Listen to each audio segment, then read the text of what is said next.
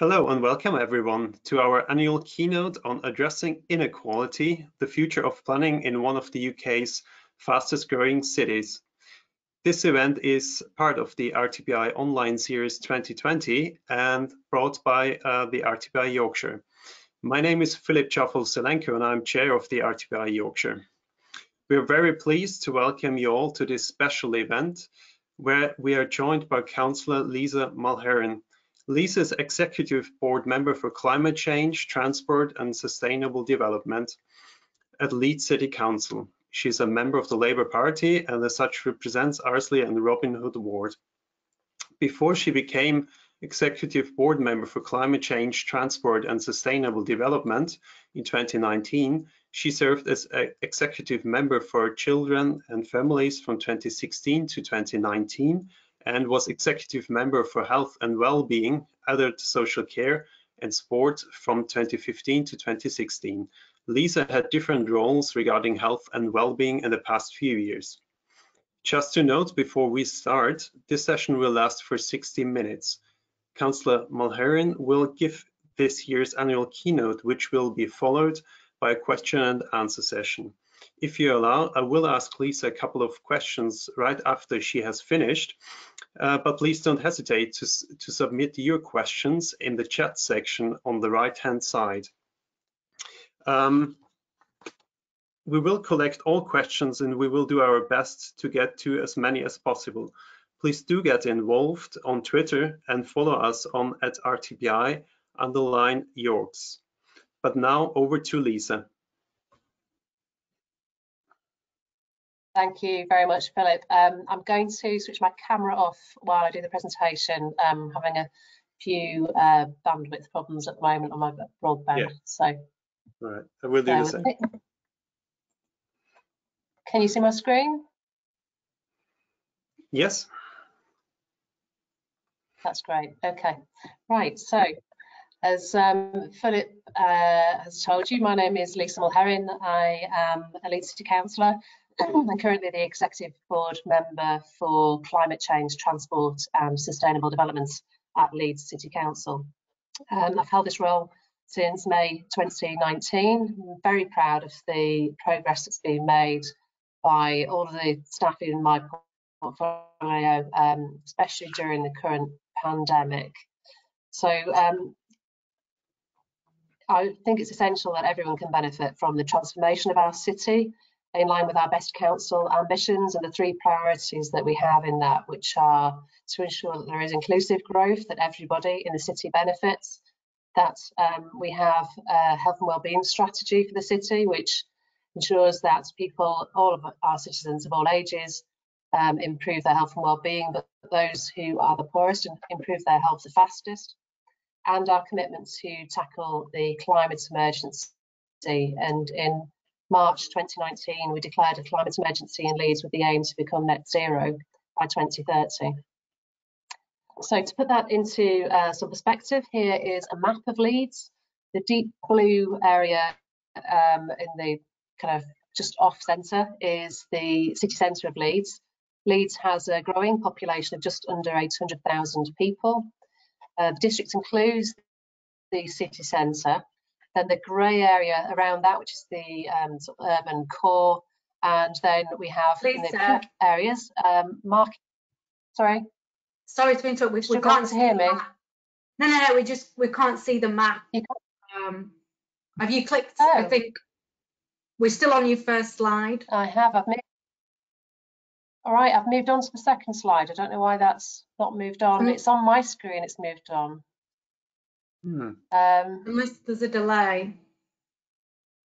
Philip, is it on your screen? It's just the first page on my screen as well, yeah. Ah, that's not good. That must be something to do with bandwidth. Right.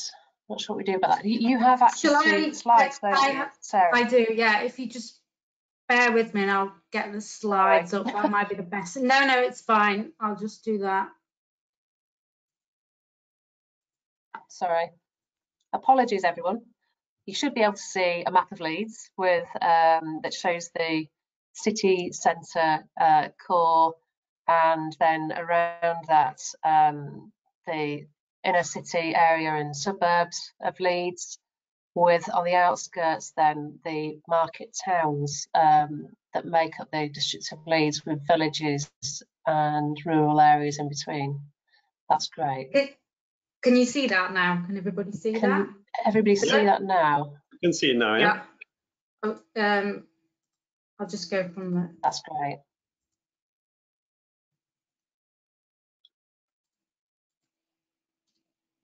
Yeah. Thank you, Sarah. Sorry, I don't know why that didn't work. No, it's okay. On my screen, but that's really. So that really just shows the diversity of the city in its sort of geography, but also its demography, because we have an inner city area which is increasingly residential, as well as the retail and employment hub, surrounding then inner city areas which are growing in population quite rapidly, and a surrounding kind of suburban area still in that grey section. And on the outskirts then some really important historic market towns, from Otley up in the northwest down to Morley in the southwest, Rothwell and Garforth out to the east, and Wetherby up in the north east of the district, with lots of villages in between. You can also just see on there some of the rail connections in and out of the city, and the key river networks as well. So if we want to go on to the next section, I think it just really demonstrates that no one size fits all. We've got a very diverse city, one of the most diverse in the country, and that's the second largest local authority in the country after Birmingham. So slide 3, you should now be able to see a slide showing the plan making. Sorry, what was the one you were just on? Sarah, thank you. So this shows the plans for the city. It's a timeline of our plan making. You can see that we finally approved our site allocations plan last year, which had been actually about 7 or 8 years in the making. We are now adapting our local plans and policies and community neighbourhood plans to meet our carbon reduction ambitions in line with our climate emergency declaration. We've currently got 17 made neighbourhood plans across the city, with many more about to come to fruition, including neighbourhoods that would not traditionally have engaged in planning matters.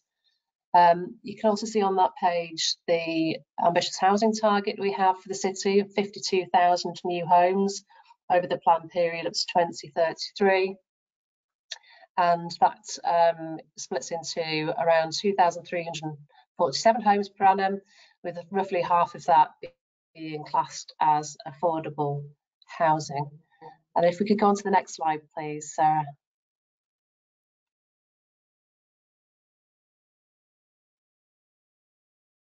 Sorry, oh, good, thank you. So the next slide then shows you how we're doing basically in terms of planning applications. We're getting roughly 5,000 planning applications per annum. 5% of those are major. We do have a very good track record in terms of determining those applications on time, and most of the decisions that are made are upheld, as you can see, at appeal. We have over the 5-year housing land supply that we're required to have. We've got a 7.2-year housing land supply, and designated sites for housing are mostly on brownfield. So again, I think if we move on to the next slide, please. Thank you. Oh, that's the one. Yeah. So yes, that's yes. So you can see through our local plan that we are trying to develop a whole load of improvements in line with our climate ambitions. So we're trying to reduce carbon emissions with a preference when we go out to consultation. Our preference will be to build to zero carbon standard. We've got proposals to have a very high standard of sustainable construction, which we would define by nationally recognised accreditation. We want to create further heat networks to designate areas for renewable energy generation and tree planting and biodiversity. And we're also going to be going out to consult on the creation of 20-minute neighbourhoods, which again, in line with our climate ambitions, is important so that people have everything they need within a 20-minute journey from their home on foot, by bicycle, scooter, or by public transport. And then if we go on to the next slide. So this is an image of situ. This is an example really of outstanding practice that demonstrates that delivering to those climate ambitions can be bold and ambitious and viable. So situ are already showing in Leeds, our climate innovation district, that those standards can be delivered with mixed housing tenure and high energy efficiency standards.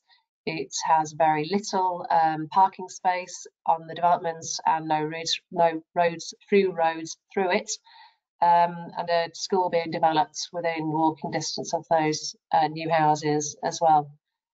Situ have been really innovative and also are leading the way really in terms of what can be done, and showing to other house builders that are interested in working in Leeds the standards that we would like to see in the future. So, and they're delivering it now. If we go on to the next slide, please. This one? It might just be a little bit delayed, Lisa, when you're... No, that's great. I'm just waiting for it to appear on my screen, and I'm assuming they're appearing on all the screens at the same time. But so this shows an image of Leeds City Station as it should look in a few years' time. So the station programme is for the redevelopment of Leeds City Station, which is the busiest station in the north of England. It's intended to enable the forecast growth of rail passengers that's forecast over the next 20 years. Currently got 34 million people using Leeds Station at the moment under normal circumstances, as opposed to the ones that we're currently in. And the forecast is for that to increase to 74 million by 2043. So it's anticipated at the moment that within the next 6 years, the number of rail passengers will have to be managed by Network Rail, with them being held back from the platforms because the capacity of the station will not permit passengers to move through the way that they do now. The station is currently acting as a barrier to growth for the city because of that lack of capacity, and it's also, the improvements are also part of our drive to decarbonise. So the new central concourse at the station would connect HS2, which obviously we're still expecting to be delivered by governments, and Northern Powerhouse Rail, and existing rail services with an overbridge structure offering access to all other platforms. And underneath the station, there will be the development of a large cycle parking area in the dark arches to support the increased use of active travel in and out of the city centre as well. We've got 3 other new stations planned around the district at the White Rose Business Park and Shopping Centre in the south of the city, at Thorpe Park, which is another shopping retail area, and in the east of Leeds, an area that's currently having up to 5,000 new houses delivered alongside it. And then in the north of the city, a station that would link into both the Leeds Bradford Airport and a new employment hub in the northwest of the city. White Rose Station will be the first of those to be delivered and should begin on site next year. So next slide, please, Sarah.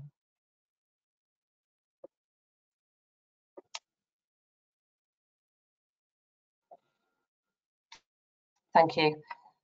So this shows the transformation of the Headrow. We've got an ambition to improve bus reliability, reduce congestion and improve air quality in the city centre.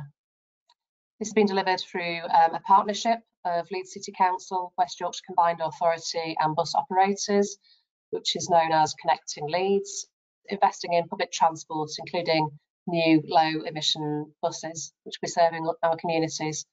There are safer crossings being introduced to improve the area of pedestrians and wider footways to allow for more cafe-style seating.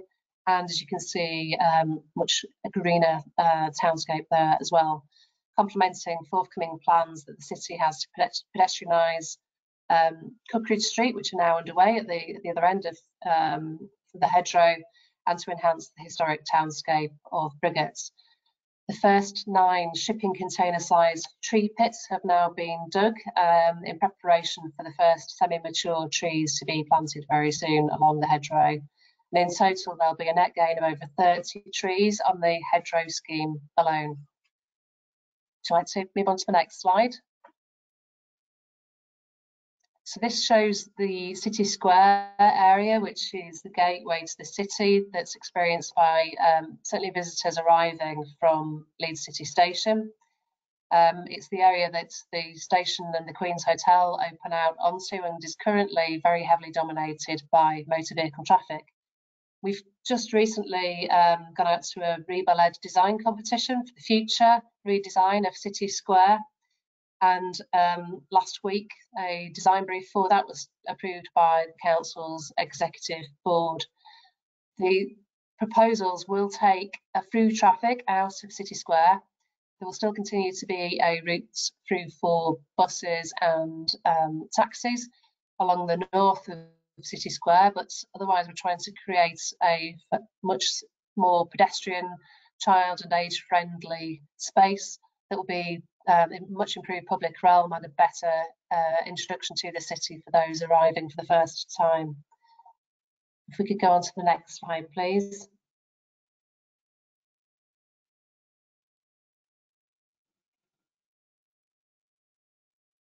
Thank you.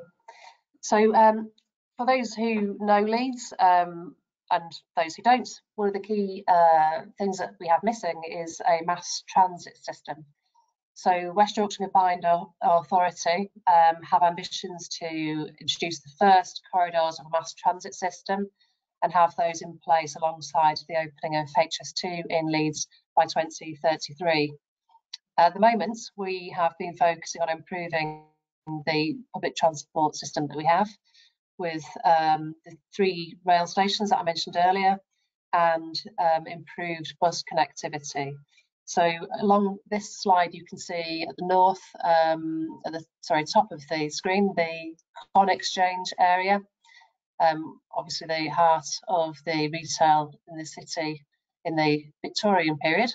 And you can see we're improving the pedestrianisation around there. There's going to be, again, a cycle hub connected to that and improved bus gateways to enable public transport to flow through the city centre much more efficiently, reliably and to time. On the right of the Corn Exchange, you can see the connections improving to Leeds St James's Hospital, with public transport and cycling links being improved for the Leeds Public Transport Investment Scheme there. And down to the bottom left of the screen is the park and ride facility that we're looking to open at Sturton in the south of Leeds. We've already got park and ride facilities open at Elland Road in the southwest of Leeds and Temple Green in East Leeds. Both have proved so successful that we're already having to expand them both. The Sturton one will be quite different because it will be the first renewable park and ride scheme that will have operated, and First Bus are buying electric buses to run from that site. There will be electric power generated through solar power, which is going to be located above the parking spaces for the cars at the park and ride site. And then just to the right of that, you can see the Cllr Street pedestrianisation, which is underway as we speak. and that is right leading from the train station and City Square north to the Civic Quarter, and runs alongside the city's museum and art gallery and the city centre library. If we could move on to the next screen.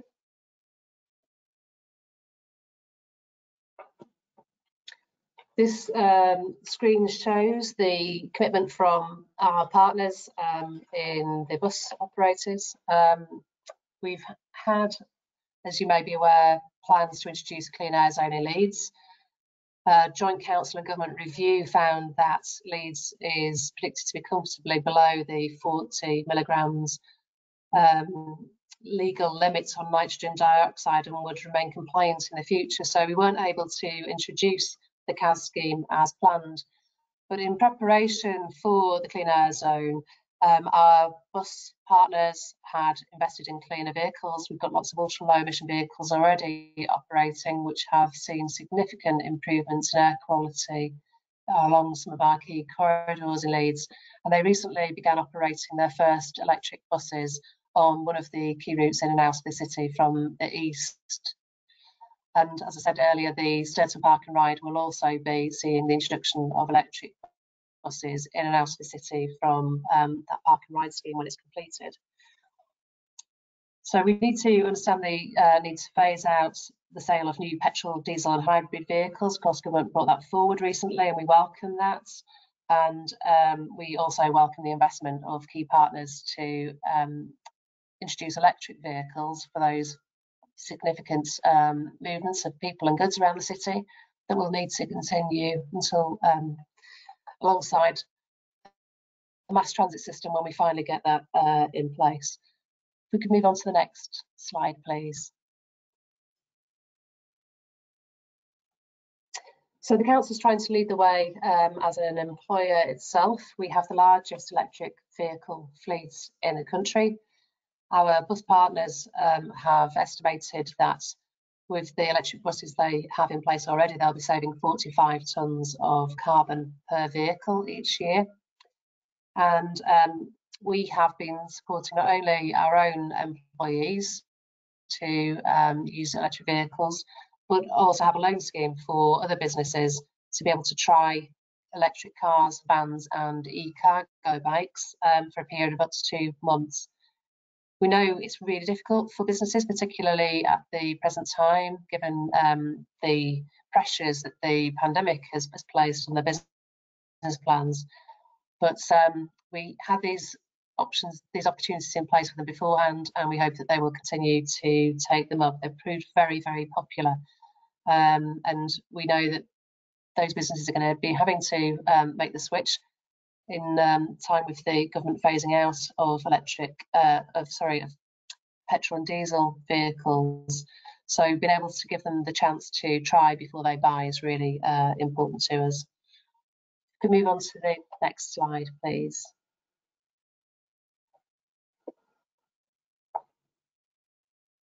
So this is one of 2 images of Kirkstall Road. So the first one that you can see on the screen now shows an aerial photograph of Kirkstall Road, which is one of the major arterial routes into Leeds from the west of the city. This is how Kirkstall Road looks under normal circumstances, with the River Aire and Leeds-Liverpool Canal on the left-hand side of the photograph. And if we look at the second image, please, on the next slide.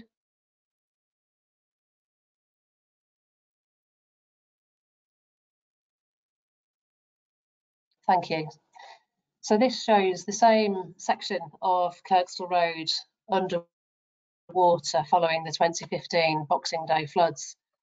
On the 26th of December 2015, Leeds experienced a huge volume of rain and flooding from some of the highest river levels ever recorded as a result of Storm Eva. This affected nearly 5,000 homes in Leeds, well, 5,000 properties, but around 670 of these were businesses. And as you can see along that corridor, it's a significant number of businesses and people whose jobs and livelihoods were affected. Some of those businesses didn't reopen until nearly a year after the flooding.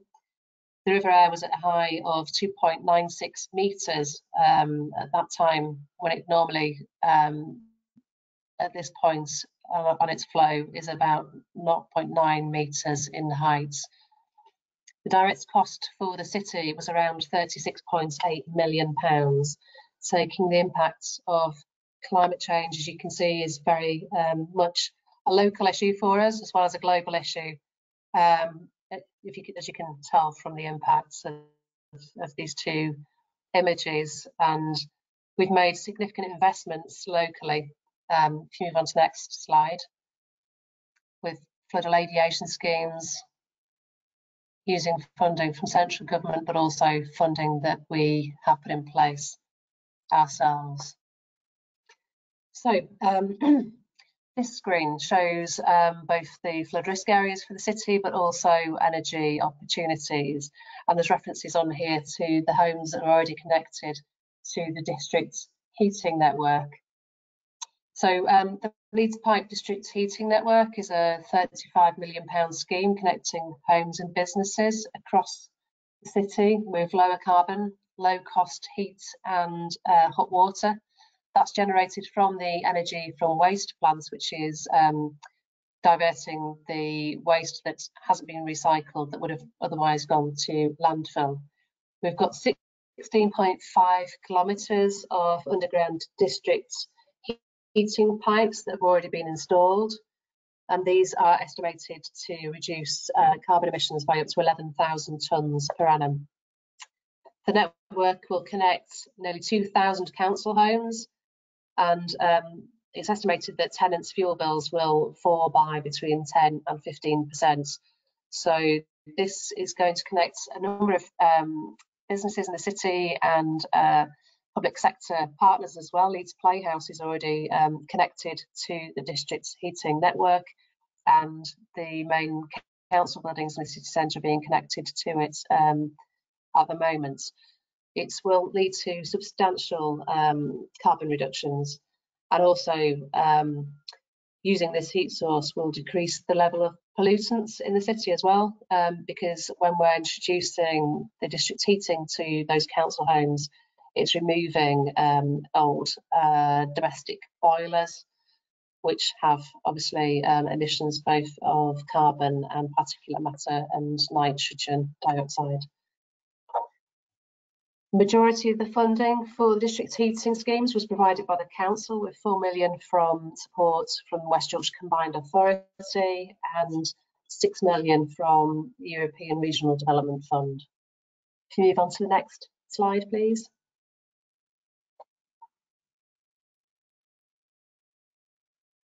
And again, this slide is one to show the green and blue infrastructure in the city. We have ambitions to double the tree canopy cover of Leeds in line with our climate reduction, carbon reduction targets, including street trees, but also the planting of a 5.8 million trees over the next 25 years, including over 100 hectares of council-owned land that's already been identified as suitable for woodland creation, with the first 220,000 trees being planted this winter. If we could go on to the next slide, please.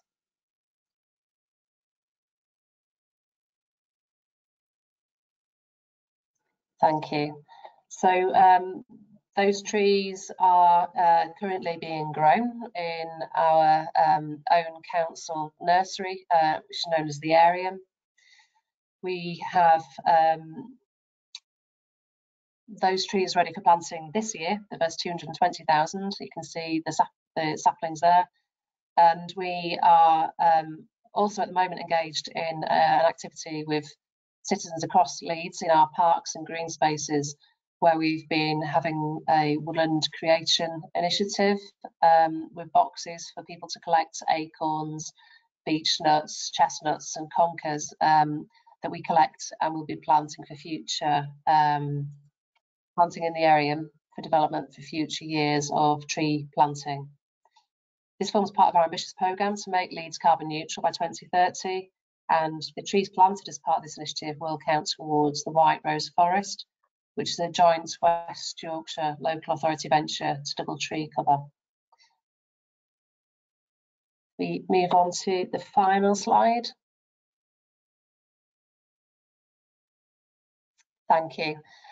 This final slide shows one image of what is going to be Leeds' new city centre park, working with developers Vastins, who are developing new housing around what was the Tschavoll brewery site to the south of Leeds city centre. We are creating a city centre park that will be leased back to the council and managed by our parks team, and really just shows our commitments to work together with developers to regenerate our city centre and create green spaces that are accessible to all, boosting the regeneration of this part of the city as well, encouraging new investments and growth, tackling climate change and creating what should be a beautiful, child-friendly and age-friendly recreation space for citizens across the whole of the district. And that's it for me for now. If you would like to stop the screen share, put my camera back on, and we could move to questions.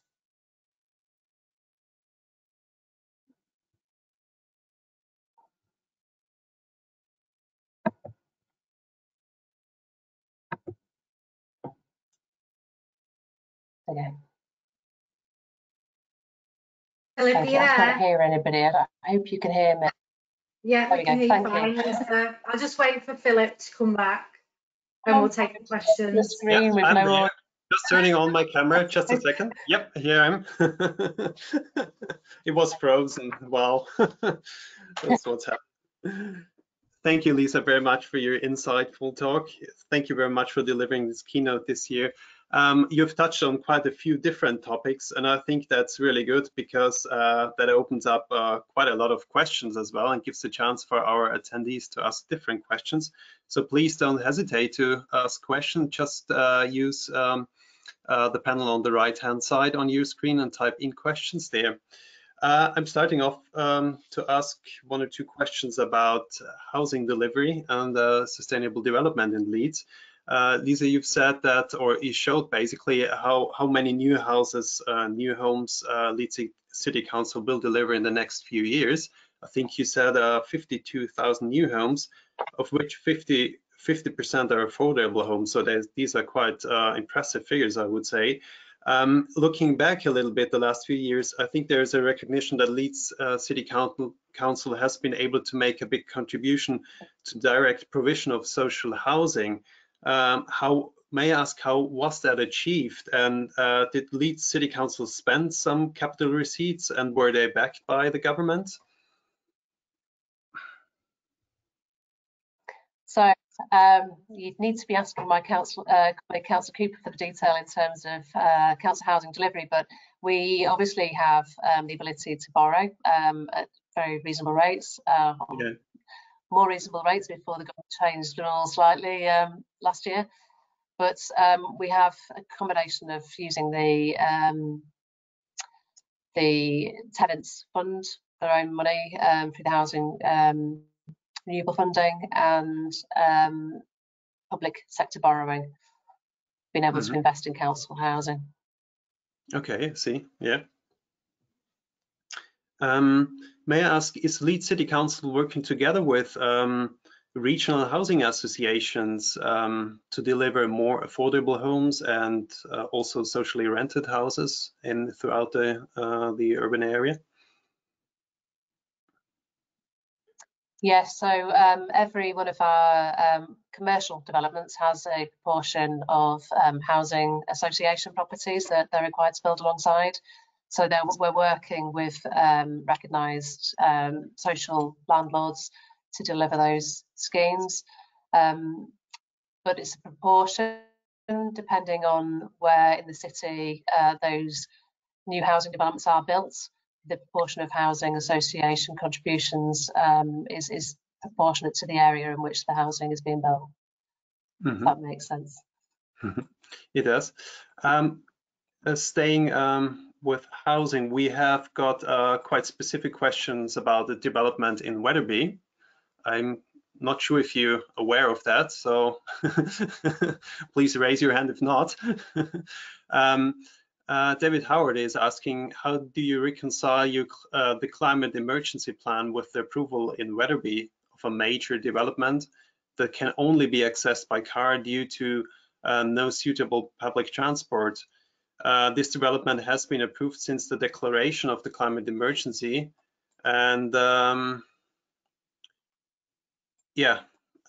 it's just and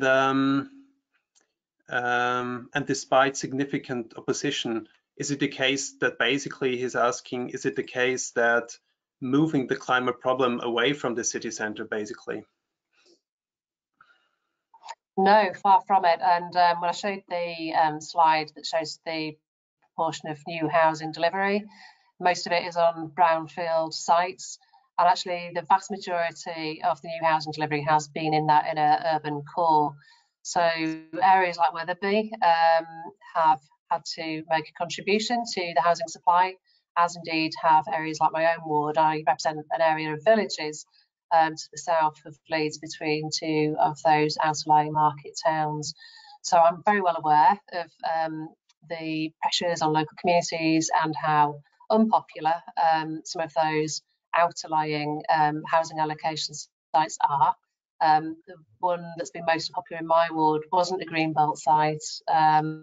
It was designated some considerable time ago out of the greenbelt, way before I became a councillor. I've been a councillor for 16 years, so I do know how difficult it is for those communities. And of course, what we're trying to do at the moment is to update all of our local plan in line with the climate emergency. So the schemes that David's talking about, and the one that is particularly unpopular in my own ward, were determined under the local plan as it was before it's been updated in line with the climate emergency.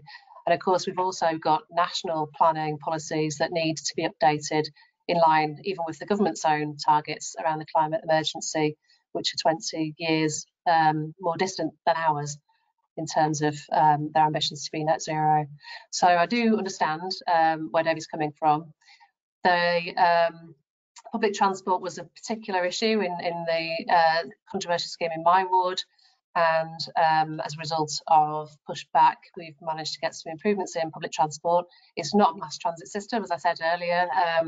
Our improvements are very much bus-based at the moment and rail-based as well.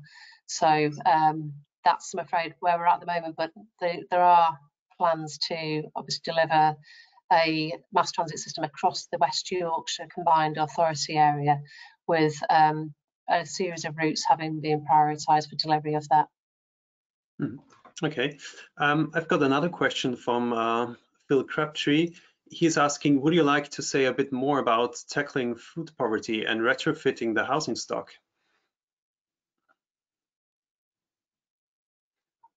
So tackling food poverty, did you say? Yeah, tackling food poverty. I didn't quite catch on, sorry. Is it about food poverty? Yeah, tackling food poverty and retrofitting the housing stock.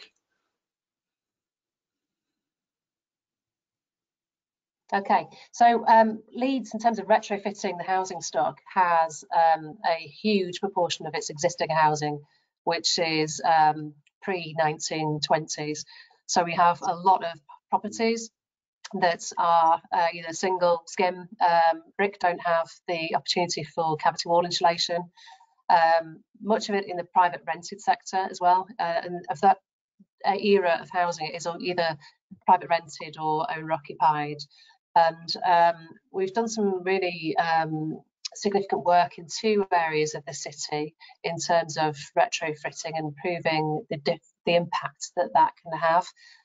in 2 areas that are mostly private rented sector. So it's been council investments, but working with private landlords and for the benefit of their tenants, just to prove that it could be done. Those areas proved really successful, both in terms of the general kind of appearance and feel of the area, but also in terms of reducing carbon emissions from those homes and making them much more fuel efficient for the tenants that live in them, so tackling fuel poverty as well. We've made bids to governments to be able to do that on a much larger scale, and we've had some success with that in terms of the getting building fund. So there will be further phases of delivery in terms of retrofitting, but we really need, I think, a national programme of that, and part of the green recovery for local authorities up and down the country to be able to deliver the scale of retrofitting that's needed. And certainly, I think in cities like Leeds, we have a lot of back-to-back housing that in some other parts of the country maybe were demolished in previous rounds of home clearance, which are still in use and valued by the people that live there. So to be able to make those houses fit for the future and energy efficient and keep people's fuel bills down is really important to us. And then I think you mentioned food growth as well. We were this last week, had we not been in lockdown, due to make some visits with our Climate Emergency Advisory Committee to look at vertical farms as one option. Clearly, when you look at a map of Leeds, there is a lot of farmland in there as well. But how do we, with a growing population, continue to meet the needs of the city, and particularly in light of Brexit, be able to deliver more of our own food growth more locally, but also in terms of cutting down the fuel miles of distributing food around the country. There's certainly things that we're looking at through our climate emergency work, and our Climate Emergency Advisory Committee is undertaking that work at the moment and working with partners at Leeds Climate Commission as well at Leeds University. Yeah, thank you very much for that. We've got plenty of questions relating to climate change and energy, so I will then tend to move on from the housing topic. Just the last one on that. Ashsoni is asking, as a Leeds resident and architecture planning student, please could I ask if there are any opportunities to get involved with support the upcoming schemes? Potentially housing schemes, I guess so. Okay. Or maybe climate change schemes as well, or I'm not quite sure. Yeah, so I didn't catch the name, but if you want to drop me an email, I can put you in contact with our planning team. Is a planning student, you said? Yeah, architecture and planning student, Ashsoni is the name. Brilliant. And at one of the local universities, yeah. If he sends his details, I'm sure we can put him in contact with the right people at the council and see if we can support you with some work experience there. Yeah. Great. We do have a very good graduate trainee program at Leeds City Council as well, which I could plug, which does create some really good opportunities for new graduates. So. I've got a question about from Brian Twig about electric vehicles, because he touched on that as well. What measures are being proposed to accommodate private electric vehicles in high density areas? Yes, good question. At the moment, we're very heavily dependent on the government for funding to install electric vehicle charging points, and there are grants available, as the questioner probably knows, for those who have access to off-street parking, so to install at their own home. It's much more difficult in areas of high density population, for instance, those areas with our back-to-backs and terraced housing. We have had some government funding, which we've used to put electric vehicle charging points in more communal areas in parts of the city. So, for instance, if there's a local shop or local park or green space, we may have been putting electric vehicle charging points in those locations rather than on street itself. So it is much more complicated on those terraced and back-to-back streets at the moment, and we haven't currently got the funding to be able to deliver that. But it's something we have been exploring and trying to get government funding for. More technical question for you from John Hughes. How does the energy recovery facility work? Does it recover energy from the river? So, I was a bit worried when you said more technical question, but the energy from waste plants, it's the energy from the black bins. So in Leeds we have brown bins for garden waste, green bins for paper, plastic recycling, collection points for glass recycling at local supermarkets and some local community on-street collection points for that as well. For the waste that can't be recycled, that goes in the black bin, there's a further sort when it reaches the energy from waste plants to take out anything that has missed the opportunity to be recycled and can still be taken off for recycling for paper, plastic, etc. And the rest then is burnt for energy. So there's an incinerator basically at the energy from waste plants, and the steam that's generated from that incineration process is captured and piped to heat homes and businesses and those public sector buildings that we mentioned on that slide. And we've got over 1,000 council houses already connected to them, 2,000 by the end of this winter, plus public buildings, and working with Fastint on those new sites around the city park that we're creating as well. I've got a question from another question about public transport. What public transport improvements do you envisage for the northeast outer area to reduce car journeys to the city from that area? Yeah, good question. We have currently in the West Yorkshire Combined Authority pipeline in terms of mass transits. There'd be priority for Leeds Bradford corridor, for a South Leeds corridor and for an East Leeds corridor, because they are where the areas of most developments are and where existing housing and employment sites are. So the North East corridor is would be somewhere we'd want to be expanding to in the future, but it's not currently at the top of that list of priorities. The area is well served by bus connections. We have a bus company, Transdev, that operates out on that corridor, which has a very successful route and very clean buses that are very well served. So buses are currently the priority for the North East corridor, and of course there are opportunities then for residents in that part of Leeds to connect in on the Harrogate line, going from North Yorkshire through to the city on rail. Another question about public transport, this time about rail.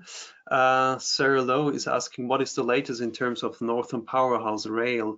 It seems to keep appearing on the political agenda and then going quiet. Is it still progressing, or is the main focus on HS2?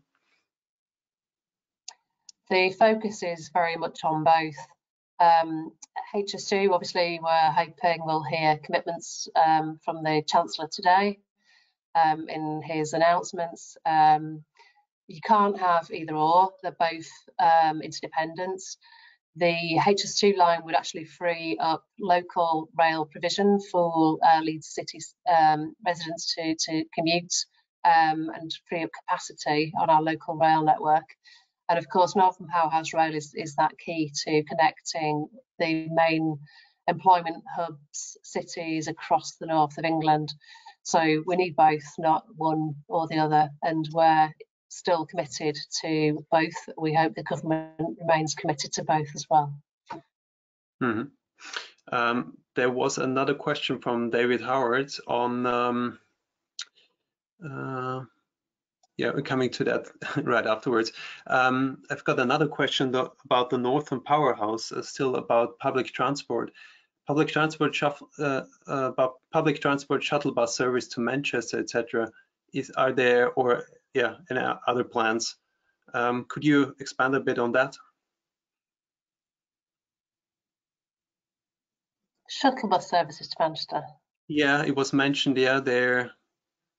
If there would be any specific Northern Powerhouse initiatives, like a public transport shuttle bus service to Manchester?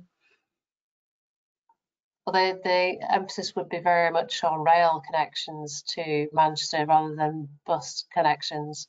So getting people off roads and onto rail. Yeah. And again, having additional capacity through Northern Powerhouse Rail, as we need to see through HS2. Our rail system, as I highlighted with the city station slide, is basically beyond capacity already, and we haven't seen the investment in the north of England that we need to see. I think the case is very well made for that and has been recognised by government, and I do hope that they'll continue to recognise that in the Chancellor's statement today. Mm-hmm. Yeah, you were talking about the issue that Leeds doesn't have a public mass transport system. There is a question from Alex Steppard on that. Questions regarding the new city centre public realm. Do the designs take account of any long-term aims for the introduction of trams? Is this still a long-term aim for Leeds City Council? It would be a shame to spend a lot of money on the public realm only if it will be removed for the future if trams would be introduced. So in terms of mass transit, the West Yorkshire Combined Authority have not committed to any particular type of transport for that.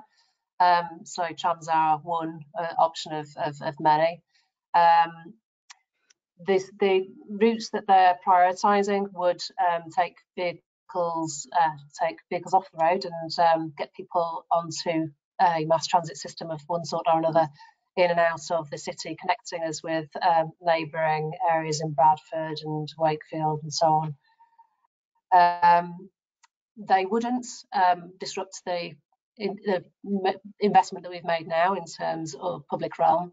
And of course, the investment we've made now is essential now to improve what we do have in terms of public transport provision, which is our bus network and obviously the new rail stations that we're on stream with providing. So whilst I appreciate that we don't want to see any investment wasted, I think that investment will be wasted. It's needed now, and it's going to be providing improvements now for citizens of Leeds and those who live, work and play here. Okay, I've got a last question from David Howard about hydroelectricity. Can you expand on your plans for hydroelectricity generation? I noticed a number of weirs highlighted on one of your slides. In short, no. So there are a number of means of renewable energy generation, and they are all been explored. I don't have any detail in terms of hydro electricity generation.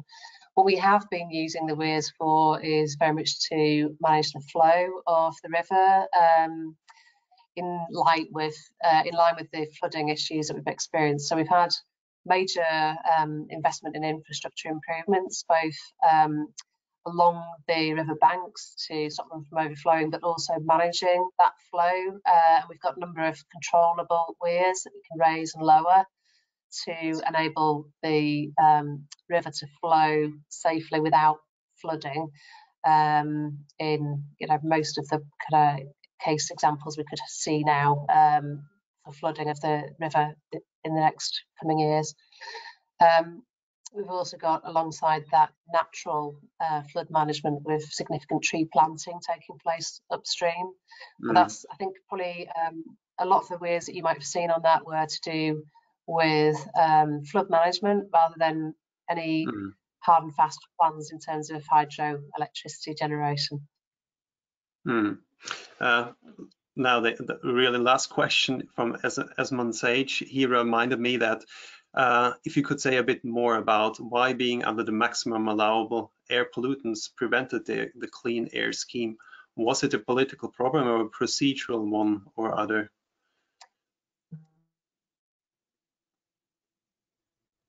No, it's to do with the legal requirements. So we'd consulted with the government in line with the legal limits in terms of air pollution.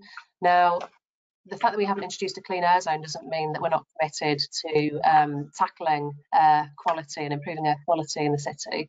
We're very much committed to still doing that, and we're still working with partners to do that, both our public transport operators, but also taxis, private hires who've invested very significantly in cleaner vehicles in the expectation, as we all had, that a clean air zone was going to be introduced. Now that has basically already delivered the results in terms of cleaning up the air quality, and we would not have been able to introduce the clean air zone that had previously been consulted upon, because we already had improved the air quality, and the forecast was it would still be maintained without a clean air zone. So we didn't have the legal power to introduce a clean air zone with the limits having already been met. But we are still doing the work to keep improving air quality, both in terms of investment in active travel, so making our city much more attractive to walk and cycle. And we've got a huge number of people living within a 2-mile radius of the city centre. So our focus is very much around making those areas better connected to the city as walking and cycling routes, and then of course the investment in public transport on top. Okay, thank you very much, Lisa, for responding to all the questions. We've got quite a few questions, so thank you very much for that. Just a few closing remarks from my side. Please do tell us what you think on Twitter, and do complete the RTPI survey that will just appear right after we have finished. Make sure you're subscribed to our YouTube channel on youtube.com/thertpi, so you're notified that all the RTPI videos as soon as they're released. A recording of this session will be going up soon, so if you're watching the recording of this, please leave us a comment down below. Still like to hear your thoughts. For next year, for details of upcoming webinars and events in 2021, please visit our website at rtpi.org.uk/events. All our events, especially for the first half of the year, will be there shortly on our website, one of which also includes an event on CTU's Climate Innovation District. I believe it's in June the next year. That leaves me to say again, thank you very much, Lisa, for your time. Thank you very much for your keynote and your very insightful presentation. Thank you everyone for attending today's keynote. Thank you very much. Thank you, Philip. Thank you.